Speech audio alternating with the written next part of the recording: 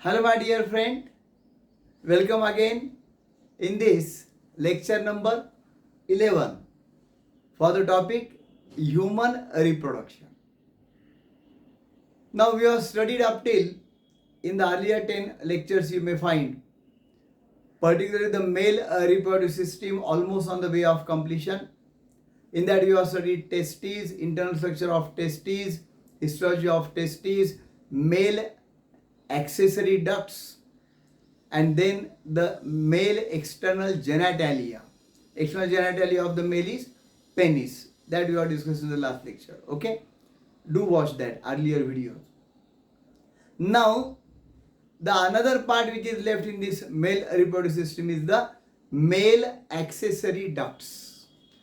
Male accessory ducts for the reproductive system. Okay, accessory का मतलब हम जानते हैं. That means they will be helping that particular object, okay, or that objective. Main नहीं है, main तो gametes है. So main gametes, male gametes sperms, they are the main objective of this system, okay. क्योंकि हमें मालूम है reproduction अगर होना है तो मेल गैमेट स्पर्म और फीमेल गैमेट एग का फ्यूजन होना जरूरी है, ओके. तो मेल गैमेट स्पर्म तैयार करना, that is the chief objective, main objective of this system. पर वो काम ये ग्लैंड्स नहीं करते हैं, वो काम किसने किया है? टेस्टिस ने. फिर उसका ट्रांसपोर्ट कैसा करना है, क्या नहीं, वो भी हमने देखा. That is done by the accessory duct. See the planning of the nature, wonderful. कितना प्लानिंग अच्छी तरह से किया है. तो उसको तैयार करने के लिए अलग पार्ट है, दैट इज टेस्टिस. फिर वो स्पर्म्स जो है उसको बाहर जाने के लिए, इंसेमिनेशन करने के लिए, कॉइटस प्रोसेस के लिए जो बाहर फेंका जाना है, तो उसके लिए कैरी करने के लिए मेल एक्सेसरी डक्ट्स है. तो अभी और उसके लिए कॉपुलेटरी ऑर्गन भी है, पेनिस, वो भी हमने लर्न किया है, ओके. अब जो है वो अब क्या बच गया? अब है male accessory ducts which are helping in that particular process of insemination, carrying the sperms, etc. So there are particularly three ducts, three glands: seminal vesicles, prostate gland, and Cowper's gland. That they all are having their own ducts. So कौन सी type में आएंगे? Exocrine gland रहेंगे या endocrine? So obviously you know endocrine glands are ductless, इनको duct है. Seminal vesicle ये है, उसकी डक्ट यहाँ पर है. प्रोस्टेटिक ग्लैंड के भी माइन्यूट डक्ट है जो ओपन होते हैं इन द पर्टिकुलर. ये प्रोस्टेट ग्लैंड है, रेड वाली, okay. The red structure is the prostate gland, ये. And this is the bulbourethral, that is also in the duct. So they all are exocrine glands, remember. तो ये तीन glands हम learn करने वाले हैं. Now they are very important in the process. कई बार हम देखते हैं एक्सेसरीज बहुत ही इंपॉर्टेंट होते हैं, उसके बिना कुछ हम हैंडीकैप हो जाते हैं. जैसे देखो व्हीकल है and suppose horn is there, horn बंद हो गया, हॉर्न इज एक्सेसरी. यानी हॉर्न अगर नहीं है हमारे कार को तो इसका मतलब कार बंद हो जाएगी, ऐसा नहीं है, ओके. हाँ, उसके टायर निकाल के रख दिए तो वो बंद हो जाएगी. So that is main part, okay. Petrol की टंकी फूट गई है तो वो नहीं चलेगी, that is main part, okay. पर मेन इंजन उसका मेन है. पर ये एक्चुअली एक्सेसरी में आते हैं, हॉर्न है या साइड मिरर है, ओके. तो ये अगर बंद है तो कुछ कार बंद नहीं हो जाएगी, वैसा ही है. ये एक्सेसरीज है लेकिन बहुत ही इंपॉर्टेंट. अगर है तो सुविधा कितनी हो जाती है. आजकल तो ट्रैफिक कितना है, अगर हॉर्न बंद है तो परेशानी हो जाएगी आपकी, इधर. तो इसलिए ये एक्सेसरी भी उतनी इंपॉर्टेंट है. तो तीन ग्लैंड्स मैंने आपको बताए. कौन से तीन ग्लैंड्स हैं? सेमाइनल वेसिकल्स, ये सेमाइनल वेसिकल यहां पर है. So this is number 1, seminal vesicle, okay.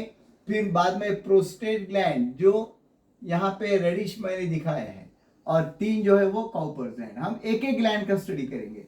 पहले देखेंगे seminal vesicles. Let us learn the seminal vesicles. Where are they present? Seminal vesicles are small fibromuscular sacs, small pouches. Fibromuscular के form में छोटे छोटे pouches है थैली जैसी होती है वैसी. They are place one on either side at the posterior end of urinary bladder. यानी यूरिनरी ब्लैडर मैंने ऐसा दिखाया. अभी लैटरल व्यू है, मैंने पहले आपको कहा था. This figure is the lateral view. तो लैटरल व्यू में कोई भी पार्ट एक एक ही दिखता है. देखो लैटरल व्यू में सामने से देखेंगे तो हमारे दो ईयर भी दिखेंगे, दो आईज भी दिखेंगे. पर ऐसा देखेंगे तो एक ही ईयर आपको दिखेगा. isn't it? That means lateral view shows only one part. So there are two seminal vesicles, my friend. One on either side of that urinary bladder at the posterior end. Urinary bladder के ये side में एक और वो side में वो पीछे से गया है. ओके, ऐसे दो सेमाइनल वेसिकल्स है. Small fibromuscular sacs and they are internally lined by the glandular epithelium. अंदर से जो इपिथेलियम है वो ग्लैंडुलर है. उनका एक ही काम है, बनाओ सिक्रीशन, ज्यूसेस बनाओ. isn't it? So that particular secretions are produced by that glandular epithelial cells. Okay.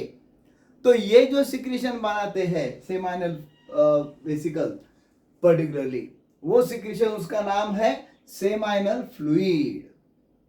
Okay, now seminal fluid is produced in the seminal vesicle. It is a transparent and jelly like material.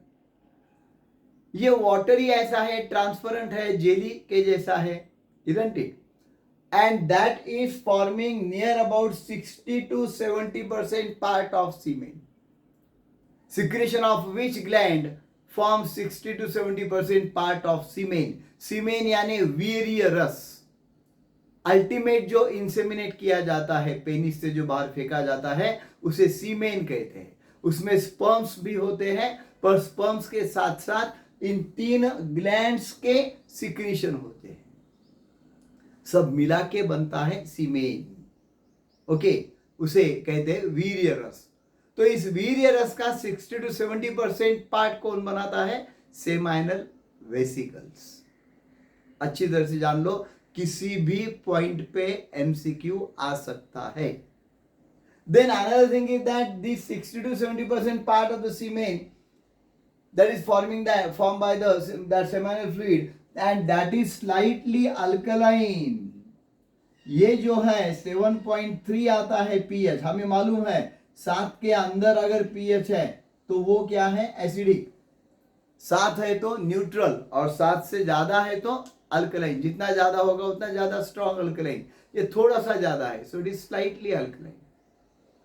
Okay, और उसके साथ उसमें क्या क्या होता है? It contains fructose, fibrinogen, prostaglandins and several proteins. उसमें fructose है. अब आप कहेंगे फ्रक्टोज शुगर, उसकी जरूरत क्या है? So actually fructose is required as a, what to say that, food for that sperms. अब ये स्पर्म तो लंबा जर्नी के लिए निकले हैं, isn't it? It acts as a tiffin now. So whenever and they have to remain active inside the vaginal tract, they have to swim there and work very hard. तो उनको energy की जरूरत है. तो साथ में ये शिदोरी है, साथ में ये टिफिन है. कौन सा? Fructose. So fructose can nourish the sperms present in the semen, and that very important job. Remember, कितना प्लानिंग नेचर करता है. देखो, अगर ऐसा नहीं होता था तो स्पर्म्स तो भूखे मर जाते. वहां पे कौन देने वाला खाने को उनको? वाजाइनल ट्रैक में, isn't it? तो इसलिए ये फ्रक्टोज साथ में लेके जाते हैं. हम हमारा टिफिन साथ में रखना चाहिए, किसके भरोसे पे मत जाओ.